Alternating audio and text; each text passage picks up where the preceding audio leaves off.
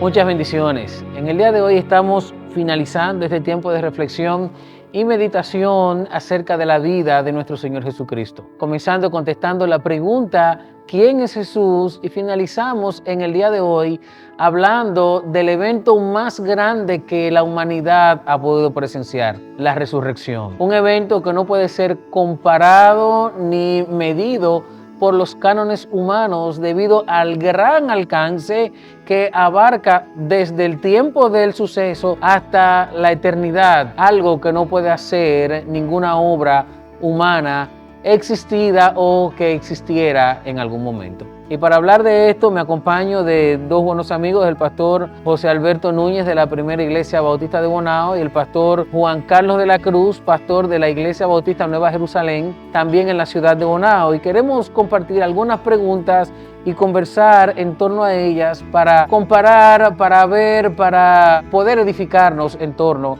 a la resurrección. Quisiera compartir una primera pregunta contigo, José, y es: ¿dónde radica la grandeza de la resurrección? Pudiéramos decir que la grandeza de la resurrección se basa al menos en tres hechos importantes. Y el primero es que la resurrección es un hecho real, no es una leyenda, no es un mito, no es algo de lo que hemos escuchado por ahí en un cuento de hadas o que simplemente se encuentra en un libro cualquiera y que no ocurrió, sino que estamos hablando de un hecho real y confirmable. Por ejemplo, hubo testigos, hubo personas que pudieron ver a Jesús luego de resucitar, que lo vieron morir y que lo vieron resucitar. La Biblia nos cuenta que al menos hubo 500 hombres que vieron a Jesús luego de su resurrección. No solo eso, también hubo personas que pudieron tocar sus heridas luego de su resurrección. O sea que no vieron un fantasma, vieron a alguien que podía ser tocado, podían escucharle. Jesús caminó con aquellos discípulos que iban camino de Emaús, hablando con ellos, y ellos pudieron escucharle, pudieron hablar con él.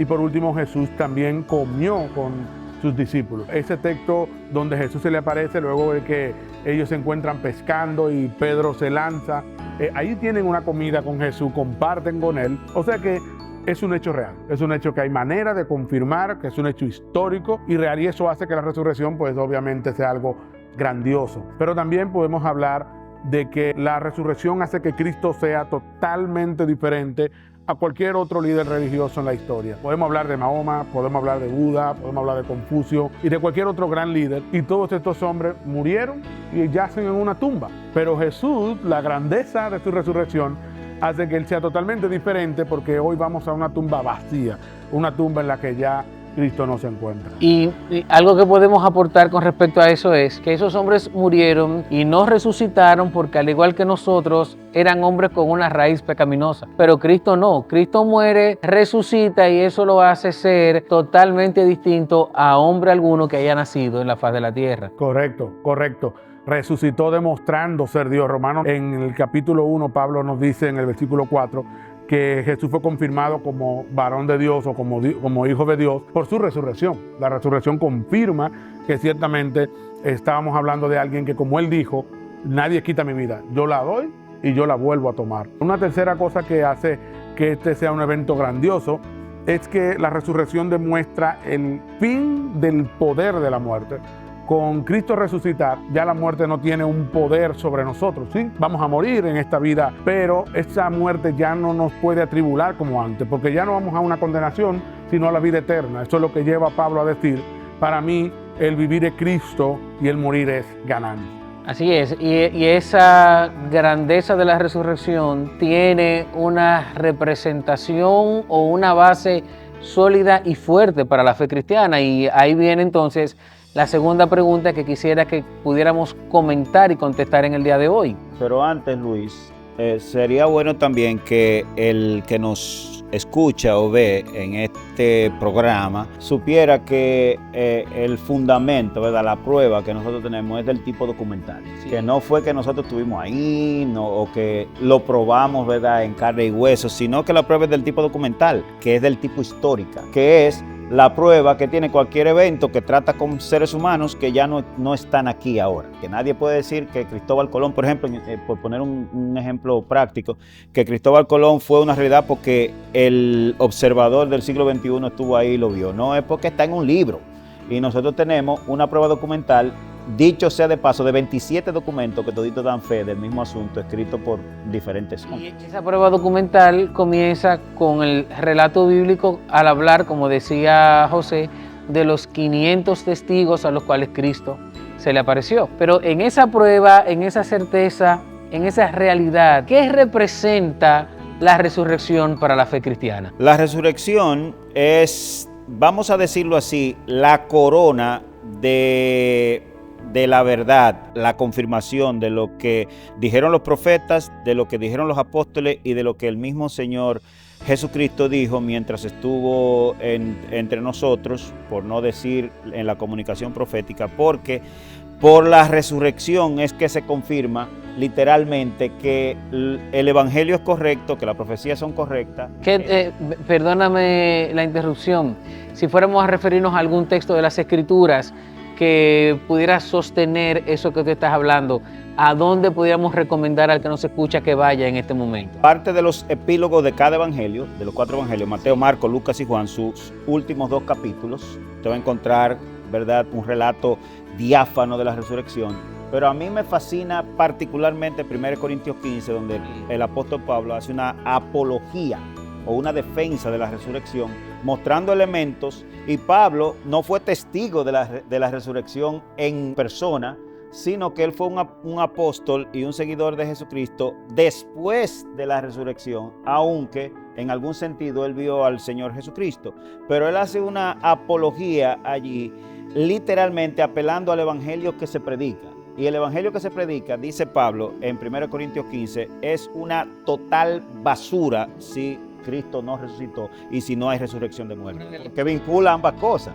Vincula la resurrección de Cristo como las primicias, dice el pasaje, y a ello vincula la resurrección de todos los hombres, especialmente los creyentes.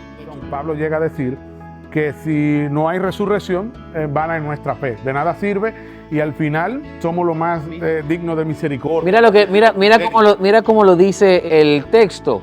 Cuando él comienza a hablar de eso, dice, si Cristo no resucitó, pues vana es nuestra predicación, dice, falsa es nuestra fe, todavía están en sus pecados.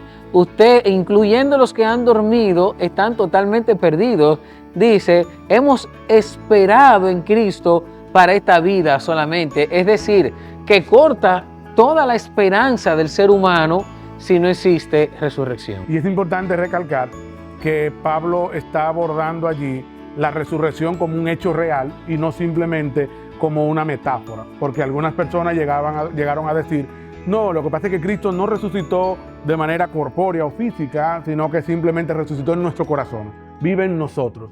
Pero Pablo está defendiendo que no, que eso no es la mera resurrección, que Cristo resucitó físicamente, en cuerpo, carne y cuerpo. Aparte de ser, vamos a decirlo así, el fundamento de la esperanza cristiana, que lo es todo el evangelio, Pablo en 1 Corintios 15 en particular, por eso me encanta ese pasaje, él comienza definiendo el evangelio. De hecho, la mejor probablemente definición resumida del evangelio que hay en todas las escrituras, desde Génesis hasta Apocalipsis, está en 1 Corintios 15. Él dice, lo que yo le enseñé fue que, número 1, Cristo murió por nuestros pecados conforme a las escrituras. Ese es el primer elemento del evangelio. 2, fue sepultado. 3, resucitó al tercer día conforme a las escrituras. Y en base a esa tesitura, él dice, y apareció a fulano de tal aperencejo que están vivos, después me apareció a mí como el último de todo.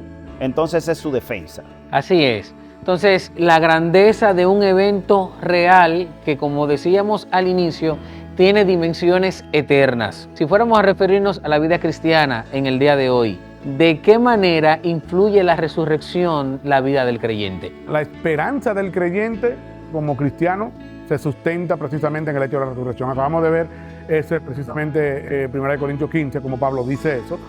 Seríamos los más desdichados si no hubiese resurrección, nuestra fe fuera vana. La esperanza del cristiano está fuertemente ligada a la resurrección de nuestro Señor Jesucristo.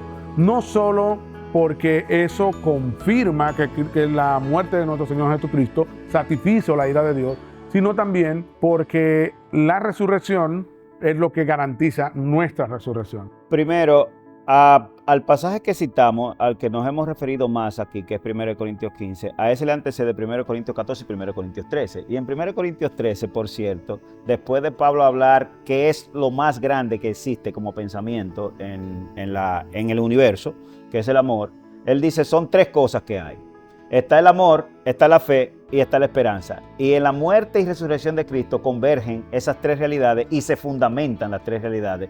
Entonces, es que en la resurrección de Cristo está nuestra fe y nuestra esperanza. Es eso lo que creemos y es eso lo que esperamos. Y si eso no fuese así, ambas cosas que fuese, entonces nosotros somos unos miserables. Y lo que predicamos y lo que decimos es una tontería. Eso es lo que él dice en 1 Corintios 15.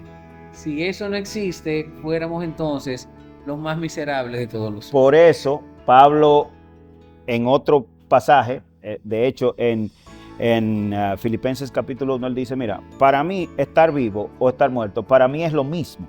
Porque es que ya yo estoy seguro en Cristo por lo que Él hizo. Y la gran ganancia es nuestro Señor Jesucristo. A manera final, pudiéramos recomendar algunas aplicaciones. Y la primera de ellas es, mi hermano, no te dejes confundir por aquellos que quieren promover o quitarle el valor al cristianismo pensando que el cristianismo es solo un mito o una buena costumbre. El cristianismo es una realidad que tiene una base sólida y comprobable como lo es la resurrección. En segundo lugar, pudiéramos recomendarte que vivas tu vida tranquilo. Lo más difícil que pudiera enfrentar el creyente en este mundo es la muerte. Todos le temen a la muerte, pero cuando estamos en Cristo no tememos porque ya Cristo venció la muerte por nosotros. Y como citamos hace un momento, tal como dice Pablo, vivir en este mundo es Cristo y el morir es la ganancia. Amén. El Señor nos permita disfrutar la gran obra que ha hecho por nosotros desde ahora y para siempre. Acompáñanos a orar. Gracias, Padre, por estar cada día con nosotros y mostrarnos la grandeza de tu poder, la realidad de la fe y el refugio que tenemos en la resurrección. Llévanos a confiar plenamente que porque tú vives, nosotros también viviremos. Amén. El Señor te bendiga.